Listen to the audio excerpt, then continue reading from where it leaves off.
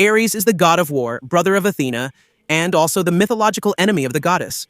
We know that they fought a holy war in the past, and since then the god has disappeared. However, in the story of Knights of the Zodiac, the Lost Canvas, we meet two soldiers from Ares' army, who are his Berserkers. Hello, Knights and Amazons. Welcome to another video here on the Sempre Quis Saber channel. I'm Wes, and today we're going to meet Cocalo and Emma, two of the most powerful Berserkers of Ares.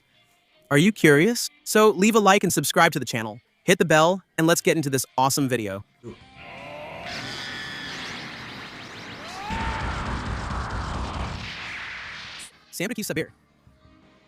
In the mythology of Saint Seiya, Ares is the most violent god and the one most hated by Athena. Unlike Poseidon or Hades, who seek domination or purification of the earth, Ares seeks only massacre. His warriors, the Berserkers, are divided into 4 armies or battalions: the Flame Battalion, the Red Fire Battalion, the Fear Battalion, and the Disaster Battalion. Legend has it that in the mythological era, the war against Ares was so brutal that Athena had to authorize, for the first time, the use of the Libra and Sagittarius Saints' weapons to contain the fury of these monsters.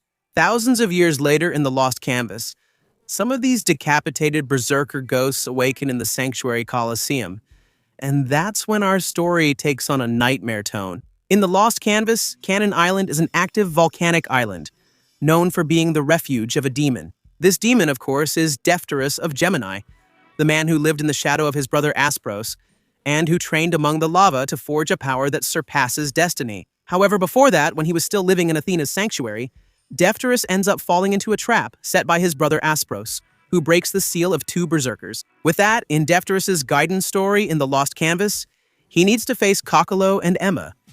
And now, I'll introduce each of them to you. Let's start with the younger brother, the hot-headed Emma. He's part of the Flame Battalion. Emma of Hamadar is not the type of warrior who values honor or strategy. He is the embodiment of resentment. In the distant past, possibly after the war against Ares, where Crest took part, Athena had captured soldiers called Ephodos from the Flame Battalion, who belonged to Ares' Berserker army. The goddess's command was to cut off the heads of each member of the Ephods. Emma was one of them. And at the moment they were about to cut him, his brother Cocalo cut off the head of the person who was going to cut off Emma's head. And he tells him not to give up and that they would leave the sanctuary together. Then they started fighting the soldiers and were victorious. But everything changed when Cocalo was killed in battle. Emma is reborn thanks to Aspros, who removed the seal that was holding the Berserkers.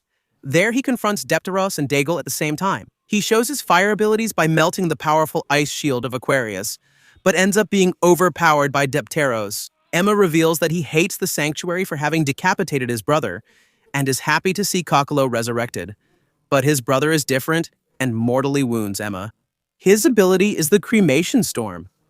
Literally, Emma summons through the Ramadar flames that are said to embody the power of Ares. Surging toward the enemy, the storm of fire grows in size to incinerate the target. But if Emma is impulsive fire, his brother Cocalo is the uncontrollable blaze. He is the older brother, and honestly, one of the most visually imposing enemies. Cocalo also belongs to the Flame Battalion and is known as an executioner among the Berserkers. At some unknown point in history, Cocalo and his younger brother Emma were taken prisoner by the Sanctuary forces and forced to fight for entertainment, in a game where each severed head was worth a gold coin. Encouraging his brother, the pair resist as much as they can before being killed. Back to life, Cocalo shows little patience with his brother, especially because he is not able to defeat the knights who humiliated them in the past.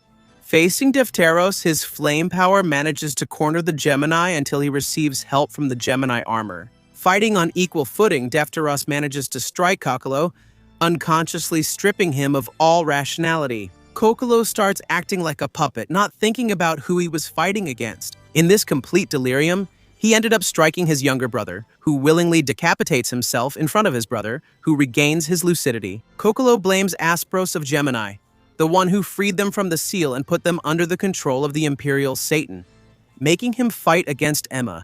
Bitter for having just taken his brother's life, Cocalo accepts defeat, letting himself be struck by Defteros' power. His ability is predatory lava. Wielding a boot, Cocalo creates whirlwinds of lava, directing them at his target. Sharita Shirogi, the author of The Lost Canvas, did some amazing research here. By choosing weapons like Ramadar and Abood, She took the Berserkers out of the usual sword and shield mold and made them exotic and dangerous warriors. The abud is a weapon often associated with executioners and royal guards in certain Eastern cultures, such as in India. The Ramadar is also an ancient weapon from India, and it requires the user to be very close, making combat extremely personal and bloody. An interesting fact that the series records tell us is that the souls of Ares' Berserkers are sealed in a different way. They don't go to the Meikai, the underworld of Hades, in the same way as ordinary humans. They remain trapped in a state of eternal rage, waiting for their master's call. That's why, when Cocalo and Yema are defeated by Defteros, it marks the end of a cycle of hatred that had lasted since the mythological era. Many Saint Seiya fans focus only on the classic series, but the Gaidens, which are the side stories of Lost Canvas, expand the universe in a masterful way, telling stories from the past of all the gold saints of that era. When facing Cocalo and Yema, Defteros understands that brute strength without purpose is meaningless. He learns to channel his wildness, which prepares him for the moment when he becomes the master of Cannon Island and later, the master who trains Pegasus Tenma.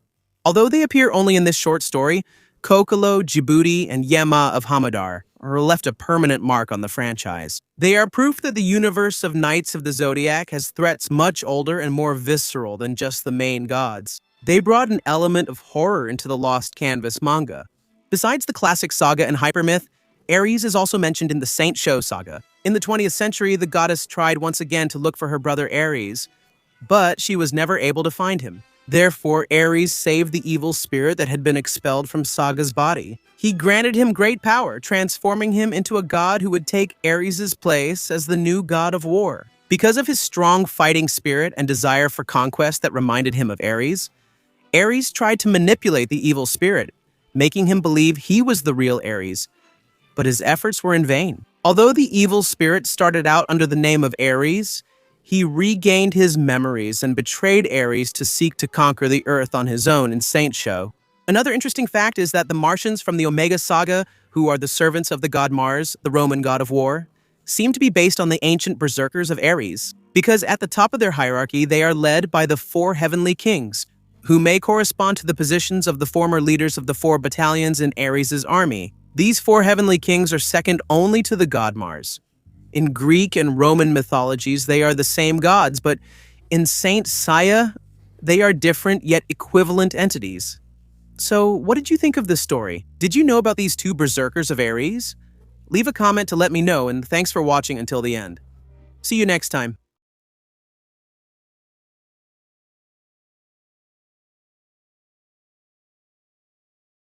Burn your Cosmo to infinity.